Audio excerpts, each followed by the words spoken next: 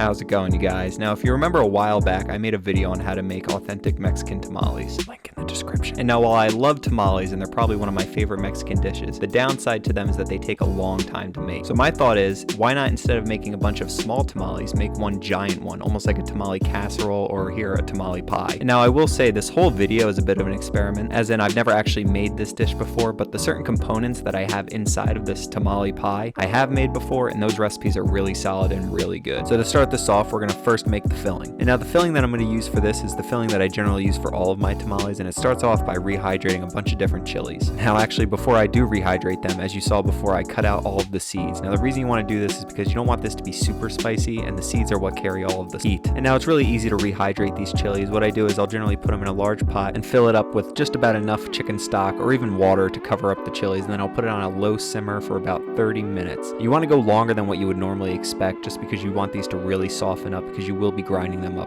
And now I did say that you can use water, but I do highly suggest you use chicken stock like I am here, just because it really gives it a nice added flavor. And you will be using a lot of this leftover liquid to thin out the marinade that we're going to be making with them. And after they've been simmering for about a half an hour, we're going to remove it from the heat and move on to our other components. And now normally I use a white onion for this, but I had a red one in my fridge, so why not use it? And now, like I said before, we're going to end up grinding all of this stuff together in a blender, so you don't have to freak out about cutting everything super small. And this is really what I love about these marinades or sauces. It's really easy. You pretty much just cut everything up, add it all to the blender, and make sure it's blended together really well. And of course, down in the description, you'll find all of the ingredients that I'm using here, a little bit of red onion, all those different kinds of chilies, some lemon juice, and of course some garlic. And now this is a very deep marinade or a deep sauce, so you do want to add that lemon juice, a bit of acidity, as well as the cilantro, just to brighten it all up. And now that all of our ingredients have been blended up nice and smooth, I'm going to add it into a bowl, and now I'm going to move on to chopping up our meat. And now this kind of marinade really works well with any type of meat. I usually use it with pork, but in this case I had a bunch of chicken thighs on hand, so I'm going to use it with the chicken. But it also works really good with beef as well. And now normally I'll just throw all of these into the crock pot, but I did want to speed up the cooking time a little bit here, so I will be deboning them and chopping them up into smaller slices, as well as removing all of the skin. And now do not throw any of that skin out, because we are going to be using it for later. And now, like I said, I am going to be cutting this up just to speed up the cooking process, but I have used this marinade on larger, more traditional roasts, things like pork shoulder. But speaking of pork, I am going to throw some bacon in here, because of course bacon makes everything better, and why not? And now that we've got all of the meat in the crock pot, I'm just going to pour in our marinade and give it a good stir. Make sure every piece is covered by the marinade, because this stuff is really good. And once we've got it all nicely combined, I'm just going to cover it and let the crock pot do its thing for about 6 hours on medium heat, or until you can actually start shredding it apart. And as you can see here, we are just there. Shreds apart beautifully, nice and easily.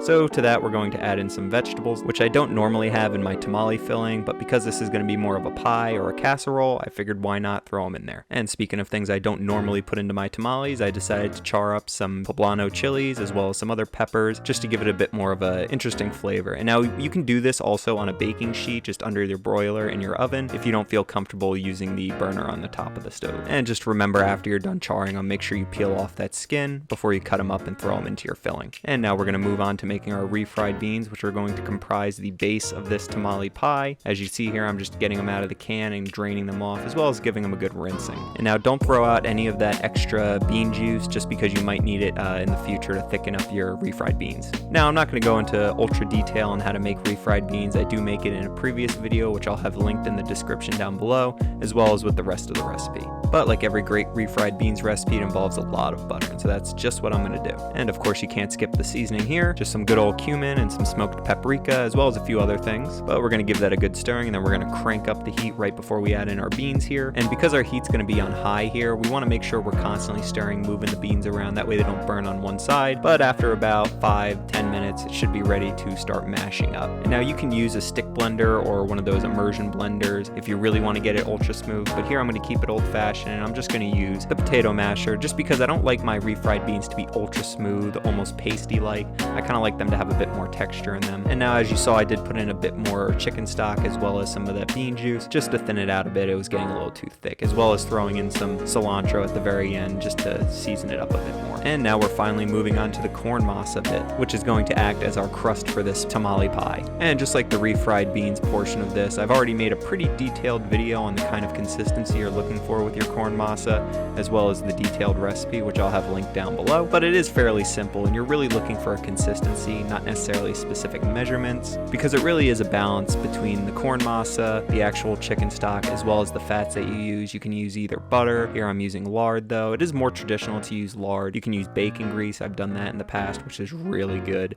But you don't want it to be super clumpy, and you also don't want it to be so wet that it's almost sticky. So really what I do is I just go back and forth. I add in some chicken stock just to thin it out, but if it gets too sticky, I'll add in some of that lard just to keep it from sticking to my hands. And I'm also paying close attention to the overall consistency of the corn masa. You don't want it to be clumpy, but you also don't want it to be too thin. A good rule of thumb that I like to use is you want it to be almost the consistency of Play-Doh, as well as, of course, not sticky. And once you're done, you're going to want to cover it up right away just so it doesn't dry out. And then you could just put it off to the side until you're ready for your final tamale pie assembly. And one other thing I would like to add is, because I'm not going to be steaming these, I did add in some baking powder into my corn masa, just so that way it stays nice and tender and fluffy while we bake this. And now it's going to be time for the final assembly here. And now what I'm going to do is I'm going to line my large cast iron skillet with these corn husks that I normally use for tamales, but for this application I'm going to use it to line the inside of my skillet, so that way the corn masa isn't sitting directly on top of the cast iron skillet, so that way it doesn't overcook. Because I do want to still maintain that kind of soft tamale texture of the corn masa, which is also why when I put the corn husks in, I'm leaving them somewhat moist or wet, just because I do want to try to get that little bit of steaming effect. But in goes the first layer, and I'm going to be fairly generous with the bottom layer, just because a nice thick layer of corn masa I feel will help kind of support the rest of the pie. But remember, this is a total experiment, so I'm not really sure how it'll come out, but I'm pretty confident it'll at least taste pretty good in the end. And this is really what I want a lot of this channel to be about, really experimenting, trying out different methods of making foods, and trying to make foods even better. But feel free to comment down below if there's any weird food combinations that you want me to try. But once we've got that nice thick corn masa layer down, we're going to throw in some refried beans, make that the bottom of our pie, and spread it out nice and evenly. That way everything cooks at least fairly evenly. And now I know I didn't show you this, but I did mix in those chopped up charred peppers. And now I will say I am putting this in fairly warm. If I was going to do it again, I would put it in and then actually throw it in the fridge just to chill down, because as you see when I'm trying to put the top crust on, it's kind of difficult. But now I'm going to throw on some of this Oaxacan cheese, which is really good. But now that I've quite liberally thrown on an American amount of Oaxacan cheese, I'm now going to top this with our top crust. And again, a little note to self, definitely want to throw this probably in the fridge for at least an hour, so that way everything chills up, at least so that way when you're putting your top crust on, it's a little bit more firm, the filling. But either way, I'm forging ahead and at least putting it on in small enough sections so that way I don't absolutely press out all of the filling. But now that I have the top crust and the bottom crust's edges kind of put together, I'm going to cover this up with, again, more corn husks. And again, I'm doing this because I don't really want to bake the corn masa, I more so want to steam it. I know I'm not going to get a perfect steaming, but at least by putting on some moist corn husks, I feel like I'll achieve that. And I did throw on that huge heavy glass plate just so I can weigh down the corn husks while it bakes. And I will say this bakes for a long time. I had it in there at about 400 degrees for about 45 minutes. Everything's cooked, but you do want everything to kind of come together, and you definitely want that cheese to melt down throughout the pie. And once it's done, you're just going to take it out of the oven, and I highly suggest you don't cut into this until at least 45 minutes of a rest time, just because if you try to cut into it before then, it's still super hot and it's probably going to melt all over the place. And as you see here, I didn't give it quite enough rest time, and it doesn't look that great, so I'm just going to top it with some mole sauce and add a bit more of a garnish just to pretty it up a bit. And I will say mole sauce tastes really good, especially with this dish. I usually serve it with my tamales when I do make them, just because it goes so well with that filling that we created. And I'm going to throw on a bit more cilantro, as well as some sour cream and some pickled red onions, which you definitely don't want to sleep on. But in the end, here we go. We have our tamale pie casserole concoction.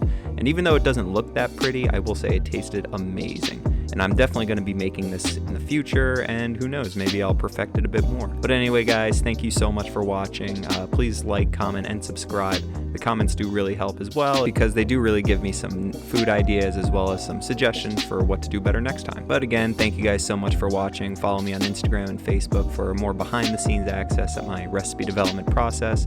And anyway, peace.